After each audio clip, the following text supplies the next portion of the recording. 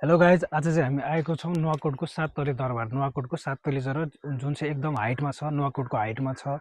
यो चाहिँ तपाईँको 1819मा बनाएको भन्ने चाहिँ छ होइन। 1819मा चाहिँ नुवाकोट दरबार बनाइएको थियो भन्ने छ।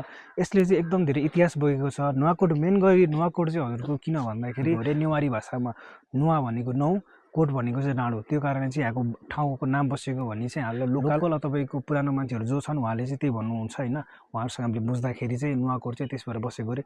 अनि मेन गरी तपाईँको पृथ्वीनारायण शाहज्यूले जब चाहिँ यो नुवाकोटलाई क्याप्चर गर्नुभयो नि, जित्नुभयो नि, त्यसपछि चाहिँ उहाँ नुवाकोट दरबारमा आएर बस्नुहुन्थ्यो अरे क्या। नुवाकोट दरबारमा आएर यहाँ चाहिँ दुश्मनहरू जुन हुन्छ नि, उहाँहरूको लागि जुन दुश्मनहरू त्यो तलबाट आउँछ नि, उहाँ माथिबाट चाहिँ ढुङ्गाहरू फालेर, त्यो बेलामा त अब एकदम ढुङ्गाहरू फालेर चाहिँ उहाँले गर्नुहुन्थ्यो अरे होइन। अनि उहाँले त्यस कारण दरबारलाई चाहिँ एकदम इतिहासकै बोकेको छ। मेन गरी नुवाकोट चाहिँ तपाईँको काठमाडौँदेखि तिब्बत, काठमाडौँ टु चाइना जुन रोड जोड्छ नि, त्यो चाहिँ त्यसको लागि मेन ठाउँ थियो अरे क्या।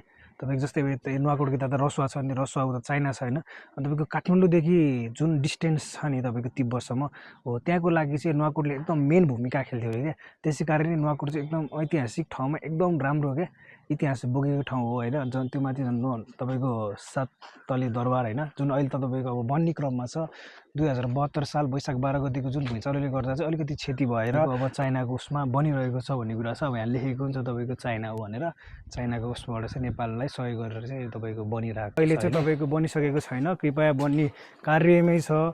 2072 सालको भुइँचालो आएको थियो, त्यसपछि भनेको तपाईँले चाहिँ नुवाकोट गरेर बनिरहेकै छ। यहाँ बनाउने क्रम दाइले बनाइरहनु भएको छ होइन। यताउता तपाईँले देखिहाल्नु भयो, बारबुर गरेर यतातिर हरिउस गरेर गरिरहनु भएको छ। भैरवी मन्दिर जुन नुवाकोटको एक ऐतिहासिक ठाउँ, नुवाकोट दरबार नजिकै एउटा मन्दिर जुन छ भैरवी मन्दिर। यस मन्दिरको नाम चाहिँ तपाईँको भैरवी देवीको उसले राखिएको अरे। यस मन्दिरमा एकदम यो नेवारी बस्ती, हाम्रो नेवारी बस्ती नजिकै भएको मन्दिर हो, जहाँ चाहिँ नेवारी वासस्थान बढी छ। र यस मन्दिरको मान्यता भनेको चाहिँ भैरवी माता, भैरवी देवीका लागि बनाएको मन्दिर। यहाँ चाहिँ भैरवी माताको पूजा हुन्छ, आरती। अघि मैले थाहा भएसम्म यहाँ बिहान या बेलुका आरती पनि हुँदो रहेछ। अनि कस्तो छ भन्दाखेरि यहाँ एक कछुवा, एकदम ऐतिहासिक कछुवा थियो। अब अहिले चाहिँ तपाईँको ढोकाहरू बन्द रहेछ।